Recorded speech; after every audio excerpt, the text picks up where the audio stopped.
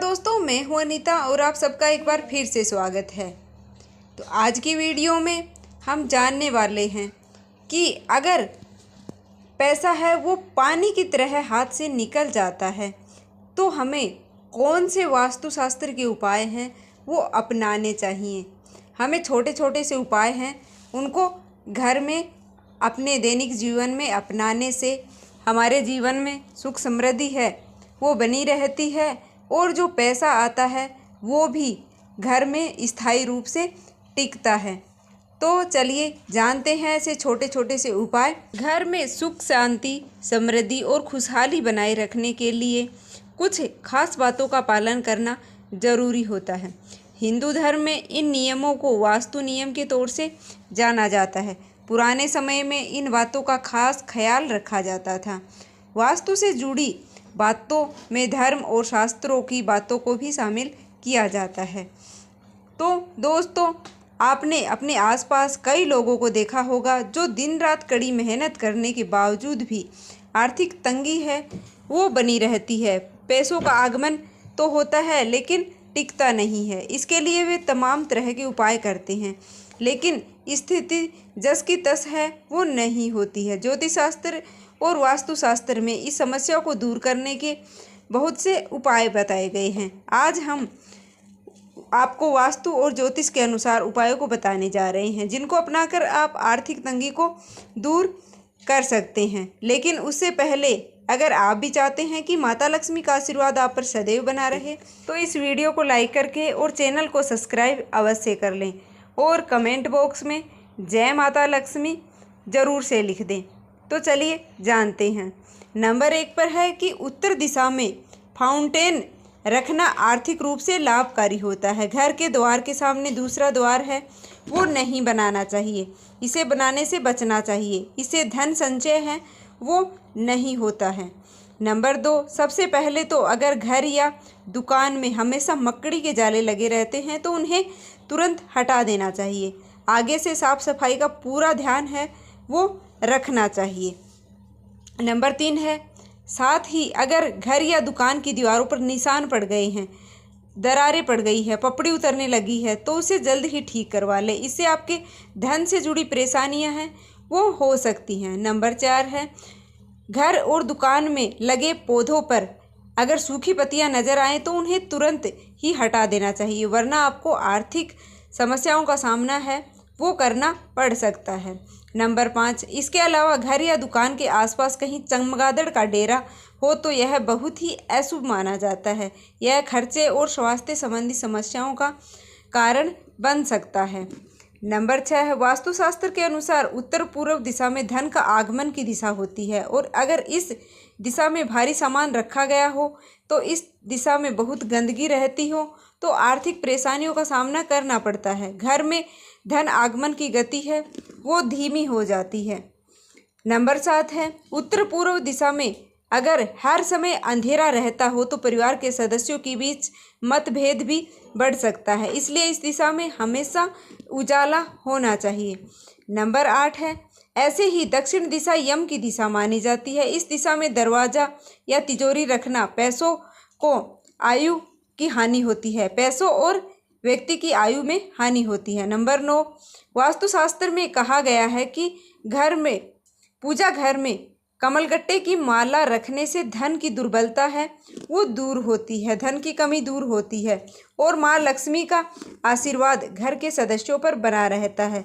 वहीं ज्योतिष शास्त्र में कहा गया है कि अगर आर्थिक तंगी लगातार बनी रहे तो उत्तर पूर्व दिशा में किसी बर्तन में नमक रखें और उसे समय समय पर बदलते रहना चाहिए। नंबर 10 है कि घर में भूलकर भी कांटेदार पौधे हैं उनको नहीं लगाना चाहिए। ज्योतिष शास्त्र में इसे लगाना अशुभ माना गया है, यह घर में बरकत नहीं होने देता है। नंबर 11 है, अगर वास्तु टिप्स की करें तो उत्तर दिशा में मेटल का कछुआ रखें, इससे घर में सकारात्मकता का संचार होता है। बता दें कि कछुआ को भगवान विष्णु का अवतार माना गया है।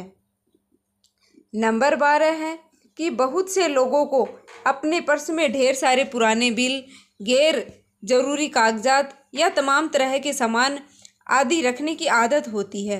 वास्तु के अनुसार धन स्थान पर किसी भी प्रकार की गंदगी को नहीं रखना चाहिए। यह बहुत बड़ा दोष माना गया है, जिसे धन स्थान पर बिल्कुल नहीं रहने देना चाहिए। वास्तु के अनुसार कोई व्यक्ति यदि धन स्थान में जैसे तिजोरी या पर्स आदि में गैर जरूरी चीज़ें रखता है तो माता लक्ष्मी है वो रुष्ट होकर चली जाती हैं। नंबर 13 है, वास्तु के अनुसार जो लोग अपने पर्स और उसमें रखे पैसे को अपवित्र हाथों से छूते हैं और पर्स में कभी भी पैसा तो उनके पर्स में कभी भी पैसा है वो नहीं टिकता है और वह तमाम कोशिशों के बाद भी खाली ही रहता है। सोच के बाद कभी भी बगैर हाथ धोए पर्स को स्पर्श है वो नहीं करना चाहिए। नंबर 14 है, वास्तु के अनुसार पर्स के भीतर सिक्के और नोट को हमेशा अलग अलग रखना चाहिए। ऐसे में भूलकर भी सिक्के और नोट पर्स में एक साथ हैं वो कभी भी आपको नहीं रखना चाहिए। नंबर 15 है, झाड़ू को कभी भी खुले में नहीं रखना चाहिए। इसे हमेशा छिपा कर रखना चाहिए, जिसे किसी बाहरी व्यक्ति या अतिथि की नज़र है वो उस पर ना पड़े।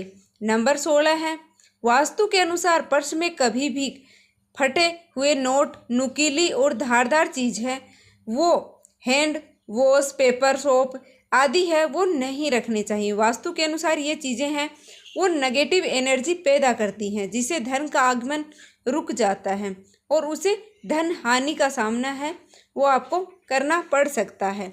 नंबर 17 है, बहुत से लोग अपने पर्स में गुरु की, माता पिता की तस्वीरें हैं या फिर किसी देवी देवता की तस्वीर है वो अपने पर्स में रखते हैं। तो जिन लोगों को पैसों की चाहत है, जिन्हें अपना बटुआ है वो हमेशा पैसों से भरा हुआ चाहिए, तो उन लोगों को कभी भी अपने माता पिता और गुरु या फिर किसी भी देवी देवता की तस्वीर है वो पर्स में नहीं रखनी चाहिए। नंबर 18 है, उत्तर में स्थित कमरों व दीवारों पर रंग नीला रखें और प्रयास करें कि लाल रंग की वस्तुओं को इस दिशा में कभी भी नहीं रखें। नंबर 19 है कि साफ सफाई बनाए रखने से माता लक्ष्मी है वो प्रसन्न होती हैं। घर में कचरा है वो अधिक समय तक नहीं रखना चाहिए। खास तौर से अपने किचन में सिंक में जूठे बर्तन हैं वो नहीं रहने देने चाहिए। रोज़ रात में ही पूरे बर्तन को साफ कर देना चाहिए। वास्तु नंबर 20 है, वास्तु के अनुसार घर का मुख्य दरवाज़ा अच्छी तरह से मेंटेन करना चाहिए। नियमित रूप से दरवाजे की साफ सफाई करनी चाहिए और पेंट भी करवाना चाहिए। अगर आपके मेन गेट में किसी तरह की आवाज़ आती है तो उसे तुरंत ही ठीक करवा लेना चाहिए। मान्यताओं के अनुसार इससे आपकी धन हानि है वो हो सकती है। नंबर 21, काले रंग को वास्तुशास्त्र में नेगेटिविटी का प्रतीक माना गया है। तो काला कपड़ा पहनने से जीवन में कई सारे प्रभाव हैं वो पड़ सकते हैं। मान्यताओं के अनुसार काला वस्त्र धारण करने से करियर में भी उतार चढ़ाव आने लगता है। आर्थिक परेशानियों का सामना है वो आपको करना पड़ सकता है, तो इसको पहनने से भी आपको बचना चाहिए। उम्मीद है कि आज की वीडियो है वो आपको पसंद आई होगी। अगर वीडियो पसंद आई है तो प्लीज़ वीडियो को लाइक करके और चैनल को सब्सक्राइब अवश्य कर लेना, ताकि आगे भी ऐसी ही इन्फॉर्मेटिव वीडियो हैं वो आपको सबसे पहले मिले। धन्यवाद। जय माता दी।